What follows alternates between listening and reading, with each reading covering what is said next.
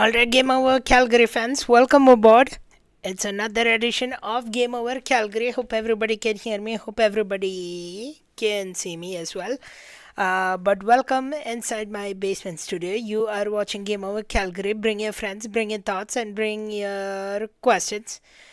As the Flames lose this one by a score of 7-3. It was one of a certain of the games. You could have said the Flames could have won this one. You could have said the Capitals would win this one. You could have said this one would be an ethical tank game. Whichever you want to say, you are feel free to say because everything happened in this one. But the Washington Capitals end up taking this one by a score of 7-3. Once again, welcome to Game Over Calgary. My name is Anand, your host. On this first half of back-to-back, when the Flames took on the Capitals, they are back on the road again to take on the New York Rangers tomorrow. So I'll keep it short and sweet, not much to talk about because we already did a trade deadline coverage. We did the game on Carolina Hurricanes. That was a fun watch as well. And now this one, the Flames didn't have a good first period, didn't have a good third period, but the second period they turned it around. We'll talk about that. And one of the things I wanted, especially with how the first period went, being down 3-0 the Flames, I just wanted somebody to put a point in, and I talked about Bartway Gredin having an impactful game. He did have. He scored a goal, and that's all what I expected. But I didn't expect them to tie it 3-3, and then the Washington Capitals took it away all the rest of the way. We'll talk about all that coming up. But if you're just joining us live, thanks for hanging out with us. It's after the time has changed, daylight saving time, so we are 1 hour ahead on your clocks. So an early and because of the road trip, it's an early one. And because of the early one, if you're just joining us, welcome aboard.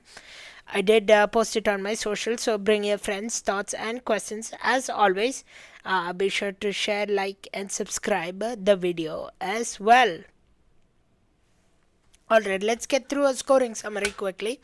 In the first period, like I always do, it's going to be a long one because there were a total of 10 goals in this one. Unlike the 15 we saw against the Buffalo Sabres and Tampa Bay Lightning with more than 100 minutes of penalty last night, that was a fun watch as well.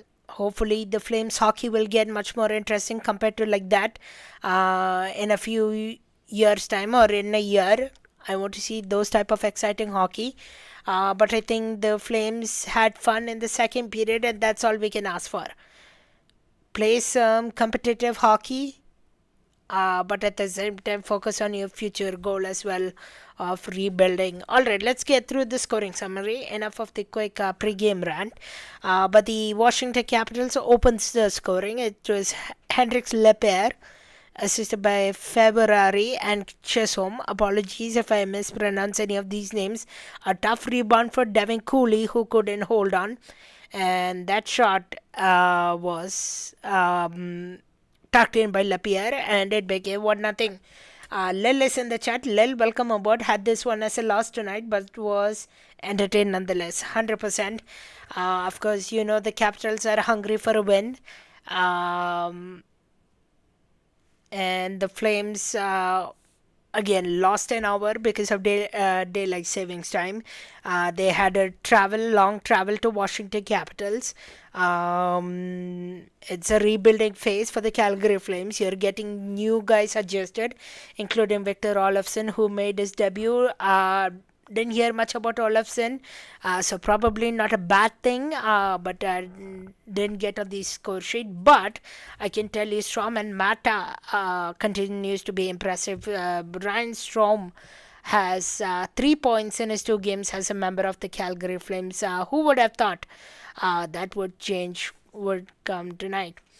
Mr. Watts is here. Hello, Anand. How are you tonight? It's me, Mr. Watts here. Mr. Watts, welcome aboard. Thanks for stopping by. If you have questions like you did last time, feel free to drop them below. But we'll talk about all of them as the show goes on. But thanks to everybody for hanging out tonight.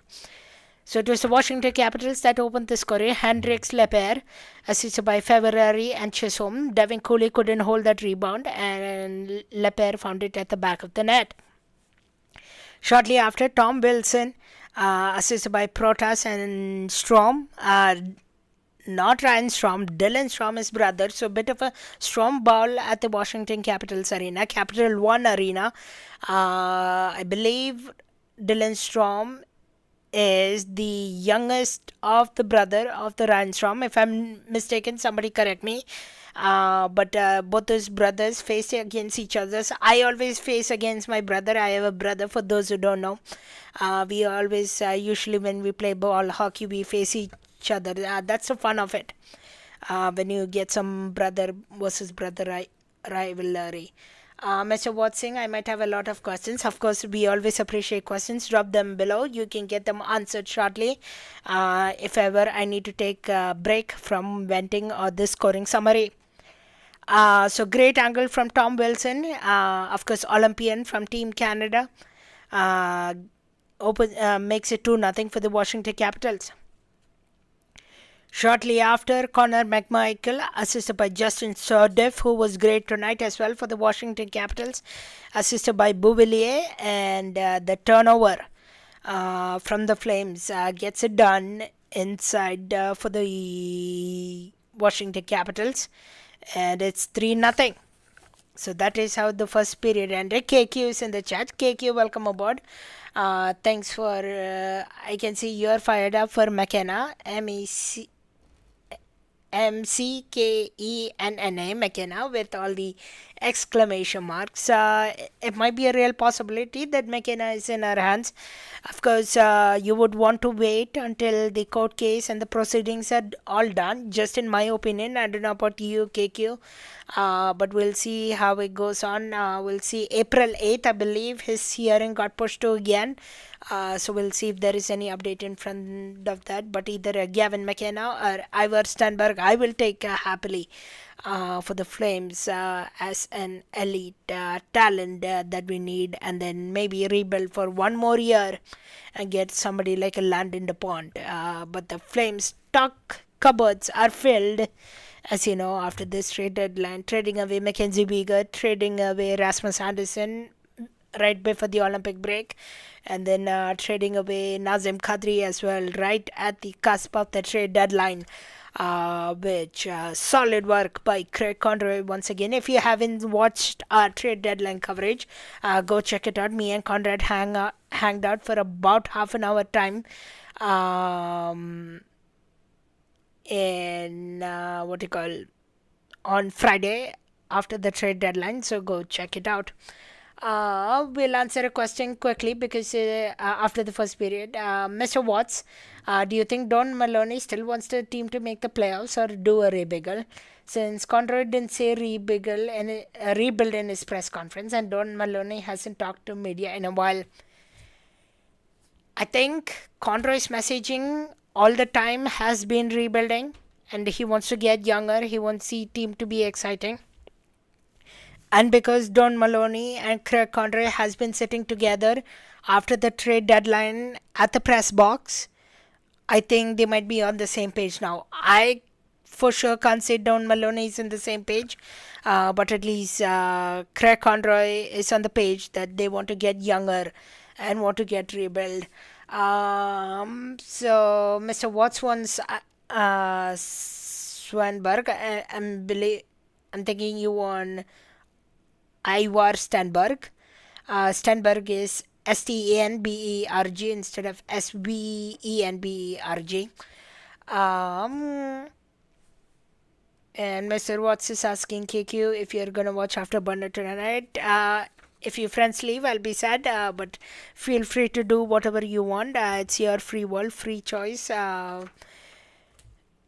But I'm here on Game Over Calgary to bring you this discussion. Alright, into the second period we go for the Flames, where nobody saw this coming. It started from a great move from Strom and Mata, and then Matwei Gridden controlling the puck and shooting it in, and Matwei Gridden makes it 3-1 for the Flames opens the scoring on the board. So Matway Graden, an amazing guy, of course. I'm excited to see him few years later as well. How he will develop into a full-time NHLer. Of course, he got sent down for the one game. Uh, for the one game because to be eligible for the AHL players for the Calgary Wranglers. But of course, the Calgary Wranglers, we don't know if they will make the playoffs. They have had a struggling run to this season. They lost 2-2 set against the Coachella Valley Firebirds. So they're still winless in March. So their playoff race looking a bit tight. But they do have some home games coming up, which I believe, hoping they can turn it around. Mr. Watts, Anand, do you watch Afterburner? I do. I have a few friends there, but I do watch them. If I can watch on a day like this where I'm hosting Game Over Calgary, I always watch the recap or highlights later on. KQ was Cooley pulled. Yes, Cooley was pulled at around the 2-minute mark, where the 6-3 goal comes from Ethan Frank, assisted by Lapierre and Duhaime. That was an empty net goal for the Washington Capitals, the 6-3 goal. So not until the 2 minutes remaining. But we'll get to that in just a moment. Or KQ, did you ask, was Cooley pulled in general? No, Cooley wasn't pulled in general either. He stayed the whole way through. He just got the empty net. He got pulled to have an empty net with an extra skater with 2 minutes remaining. But the hope is that Dustin Wolf gets to start tomorrow against the New York Rangers. Of course, I don't know his stats of memory, but I believe it's the first way that I think from my memory that they have gone Cooley on the first half of back-to-back. So which is definitely interesting. I believe Cooley had a great game when the Washington Capitals were at home last time. So that was the intention to have Cooley start. How long is Conrad gone for? I believe Conrad is still re-evaluating things. He is expected to be back tomorrow and have the post-game show. And then we will re-evaluate it towards the middle of the month. But yeah, I'll keep it. Conrad wants nothing to be shared, so I'll keep his privacy and respect. But Conrad should be back tomorrow in the evening. So Blake Coleman then would score a short-handed goal a few minutes later after the Matway Graden goal. An assist from Michael Backlund and Jan Kuznetsov. What a pass from Michael Backlund to Blake Coleman. And of course, you know, Blake Coleman is a short-handed expert, and he got that done. And that would spring the Flames to tie the game shortly after, because Yegor Sharangovich on the same penalty, and kudos to Zane Perek for drawing that penalty. Yegor Sharangovich, assisted by Joel Farabee. Yegor Sharangovich would score another short-handed goal, and that would make it 3-3 for the Flames. That's how they would come out of the second period. And then after that, it was all Washington Capitals in the third period. So just the one good period for the Flames. It would be Connor McMichael, assisted by... Sorry, that was an unassisted goal on the power play. Then 5-3, Justin Sodef, another beautiful goal, an unassisted goal. Then it would be 6-3 when Devin Cooley was pulled out of his net. Ethan Frank chips it into the empty net, assisted by Lapierre and Duhaime. And then shortly after that, Ryan Leonard, 7-3 goal. Again, a breakaway that beats Devin Cooley. And all of a sudden, the game gets out of hand and the Flames lose this one by a score of 7-3. Mr. Watts is saying, are the Rangers doing a rebuild too, or a rebuild? Do you think they will take McKenna or Stenberg away from us? I believe Rangers owner did put out a statement that they're gonna rebuild. The question is, let's look at the standings here shortly. After this loss, where do the Flames sit at? So the Rangers are one above us as it stands. We are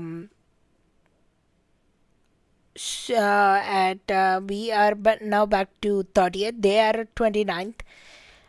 Of course, it depends on where the ball lands. Of course, it based on the draft lottery odds. I could see Rangers being interested in one of McKenna or Stanberg, but overall, it depends where whoever wins again. Even if we are 31st, it doesn't guarantee us a lottery.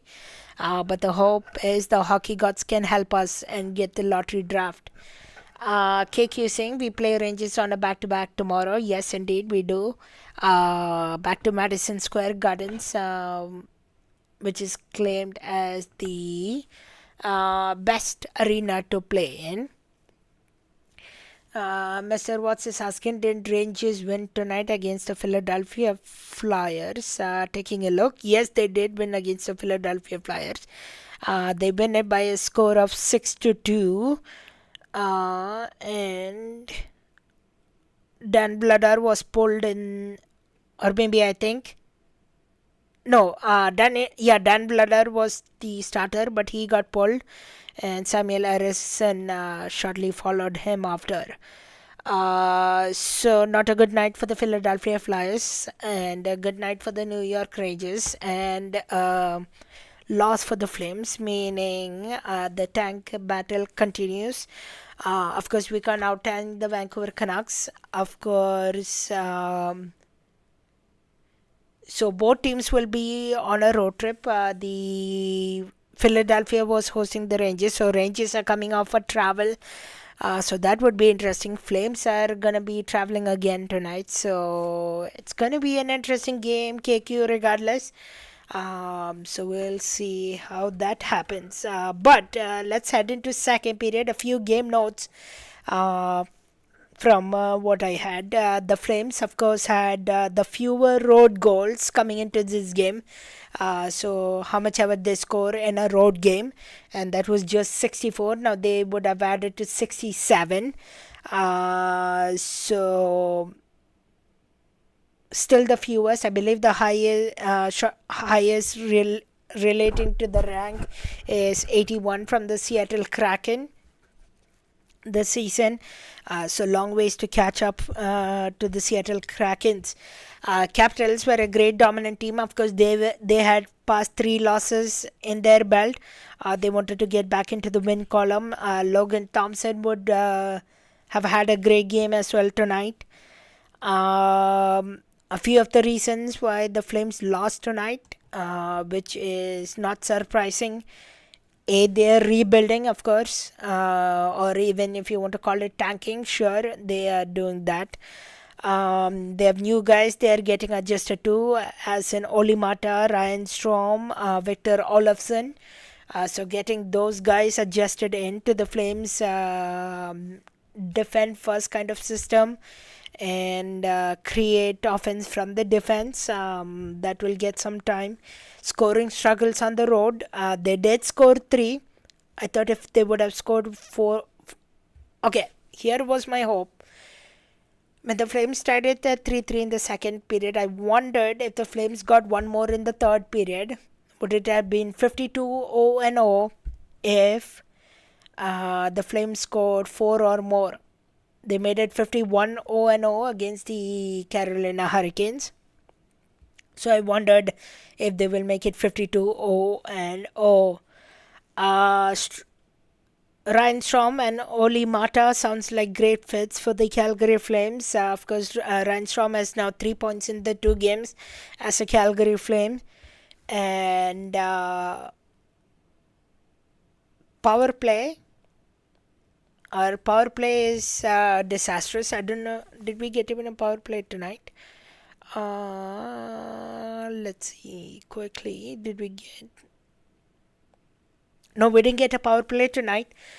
So we didn't even get to see the 5 forward power play, which I was looking forward to see, but we never got a power play, but we had a power kill though.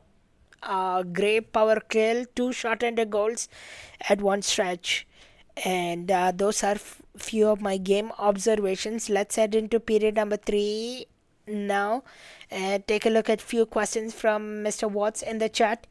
Have you ever listened to the End Dome podcast? Yes, I have as well, part of the Nation Network. But we are proud and representing Game Over Network Calgary. Of course, go check out other Game Over Network streams as well. We have the Trade Deadline show for you to rewatch. We have Game Over in Montreal that does an amazing job in writing articles and doing graphics. So go check that one out. Do you think the Flames will fire Huska and bring up Brett Sutter? Maybe they will do it when the rebuild is over. Fire Huska, I don't see it right now. I think Ryan Huska might stay until the end of the season, and then because he has a 2-year extension, and then we'll see if he needs to be canned for the off season. But I don't see it happening right now. Regardless, it is what it is. The season, just if Conroy can ask Huska to play those young guns, which is my next point. I would love to see Kevin Ball and Perek in the lineup. Talking about Ball and Perek, I'm gonna put a full disclaimer out here right now. Right, you heard it here first. Maybe I could be wrong. But putting out a full disclaimer, tomorrow I wouldn't be surprised if Zane Perek is scratched for load management reasons. And the Flames have historically done that. They don't want Zane Perek to be injured. They want him to play consistent minutes, so they don't want to be injured. So I wouldn't be surprised if Zane Perek is scratched tomorrow.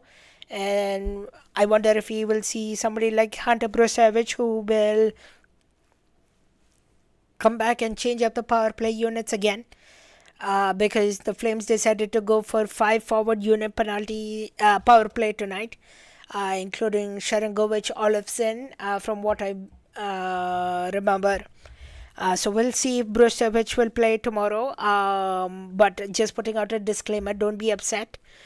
We don't decide who plays and who doesn't, but just my gut feeling on what the Flames have done in the past. What is Whitecloud's injury? He took a nasty hit to the boards against the Carolina Hurricanes game, and did not return to play the rest of the game. I believe it was in the second period, if I'm not mistaken. And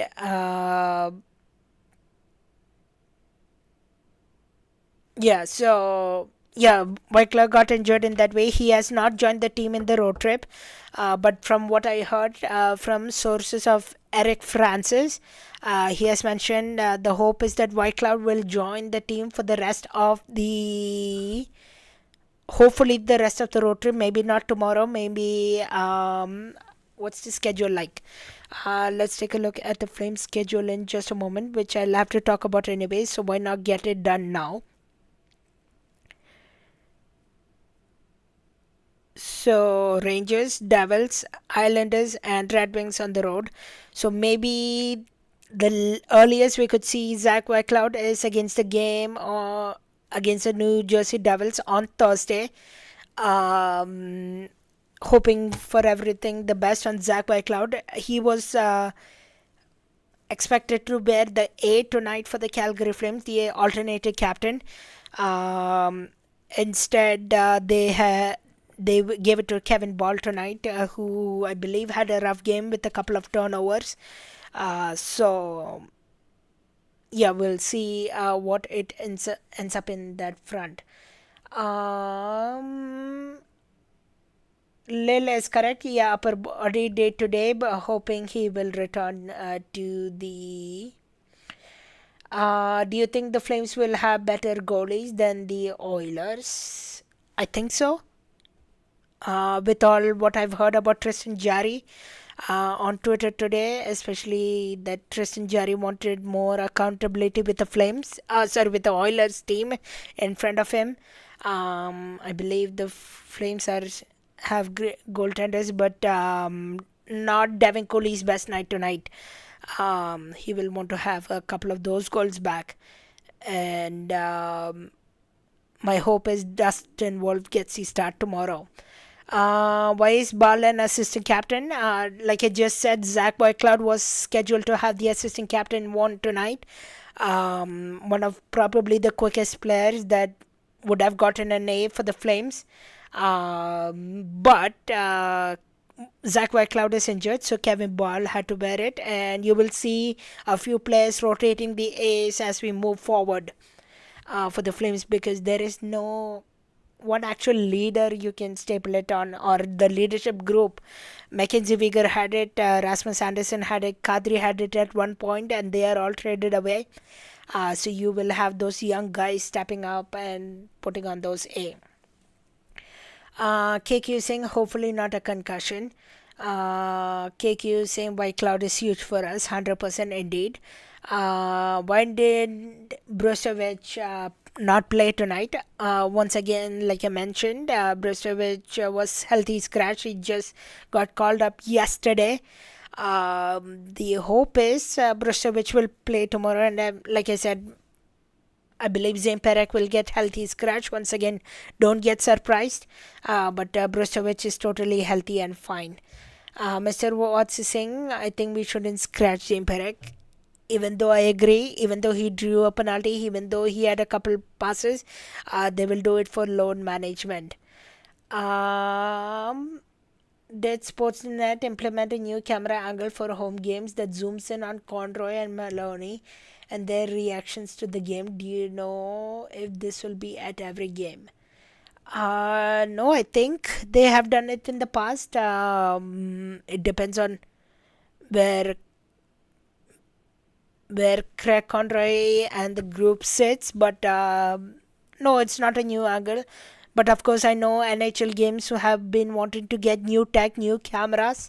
So I think that could be part of the plan. But I don't know if it's going to be an every game thing. But I think they wanted to get it on that front because it was the game just right after the trade deadline. They just wanted to gauge reactions from the fan base. Does Dustin Wolf have a pet rabbit? No, it's not Dustin Wolf. It's Devin Cooley who has a pet rabbit.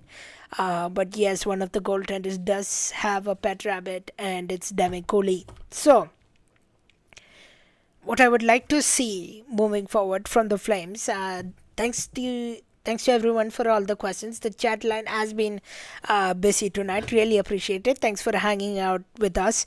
But I'm hoping to see Kevin Ball and Zane Perek pairing someday.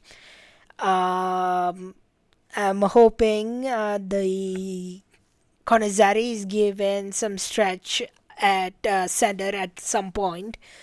What else I would like to see? I would like to see young guys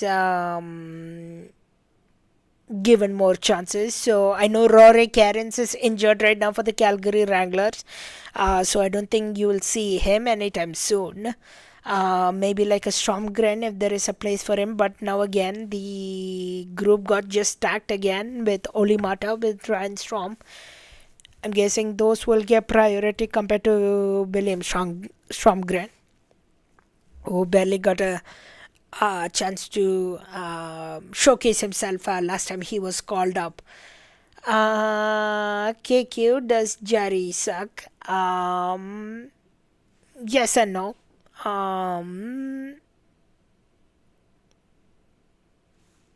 know he has made couple saves here and there, but at the same time, he has given up stuff as well. So I will say 50-50 on that. Do the Oilers suck? Yeah, they've had a tough stretch right now. As of right now. and they won last night against the biggest Golden Knights. Hopefully, maybe that turns things around for them. But it would be so happy for me if they miss the playoffs. But I digress. When will Oatman play? Oatman is assigned to the Calgary Wranglers. I believe he has played 2 games already. On the first game, he was on the left wing in the top line. Then second game was second line on the left wing. Didn't see much from him either from Othman. Um, he's still with the Wranglers, so hopefully he gets called up anytime soon as well. That's the hope I heard. They want to work him into the lineup as well. They want to eventually give Cole Rashni a chance to bring him back, sign him to a contract. Um, on that note, Cole Rashni and Eric Jameson was named to the all-rookie team to the National Collegiate Hockey Conference, NCHC. Has Olofsson played yet? I think you know what, I'll segue into overtime now because I'm just mostly answering questions. So keep those questions coming. Has Olofsson played yet? Yes, he played tonight. First game as a Calgary Flame. Let's see if I can quickly find his stats because he wasn't as noticeable. Nobody talked about him as much. But Olofsson ended up as a -1. No shots on goal. 2 hits, 1 block shot, and a 15:43 ice time. So not a decent start for Victor Olofsson tonight, but we'll see if things improve when it comes to tomorrow. We'll see if there are any changes because also tonight John Beecher and Martin Pospisil were healthy scratched. They didn't play tonight. We'll see if there is any forward line changes as well in that regard. Lil said, yeah, just echoing my point. I don't think Olofsson had a great game, but I know that will change. What are the new jerseys that the Wranglers will be wearing? I believe it's a throwback jersey, St. John's Flame. 25 years ago, when the St. John's Flames, now the Calgary Wranglers, won the Calder Cup, I believe they're going to be showcasing that jersey for the homestand coming up. Who are your top 3 flavors from the 2004 Cup run? Okay, first of all, full disclosure, I wasn't even a hockey fan back then. I was barely 2 years old at or maybe 3 years old at 2004. So I don't even remember. So let's take a quick look, a quick Google search on the 2004 Cup run. 2004 Calgary Flames roster, if I can find it. Who was there? There is Jerome McGinley, so I'll put him as one of my favorites. Craig Conroy, I'll put him as one of my favorites because of the work he's doing. From the work he has done. Martin Jelena, I've heard he has been a legend. What are the names do I recognize? Robin Regier, I recognize. Red Warner, who was part of Flames. No, I'm a 2001 KQ. So hopefully that explains things. Red Warner, Marcus Nielsen, Dave Lowry, who is the assistant coach of the Calgary Flames right now. Jamie McClellan, who was the goaltender, and Mika Kiprasov, and Mike Commodore, who I see his tweets here and there on Twitter. Alright. KQ thought I was older. No, I'm just a 2001. I wasn't even a hockey fan back then, and I was barely 3 years old, and we moved to Dubai about that time as well, so there was no way I watched the 2004 Flames team. And I became a Flames fan in 2022 when the Flames took on the Pittsburgh Penguins here at the Saddle Dome. Alright, that will do it for us. I think that was all the chatter. Thanks for hanging out with us.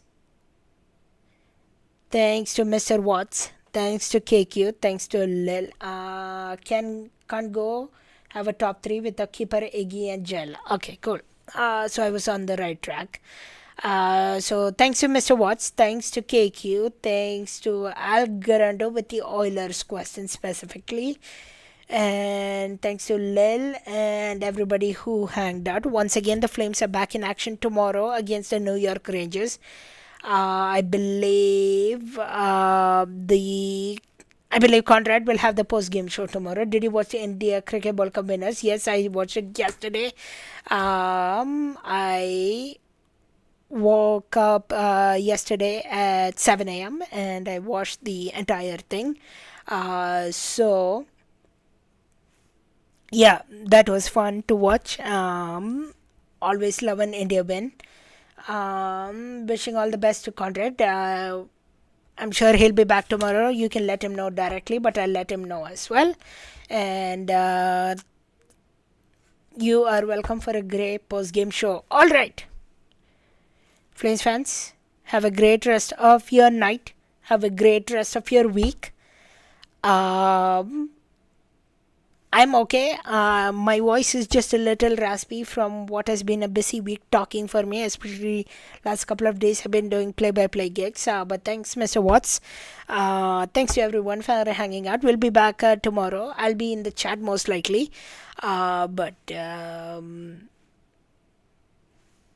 let the rebuild continue. Let the tank continue as the Flames fall this one by a score of 7-3. Have yourself a great rest of your night. Have yourself a great rest of your week. And I'll be back soon. I believe I got the Thursday game against the New Jersey Devils. Take care. Good night. This is your host Anand on behalf of Game Over Calgary.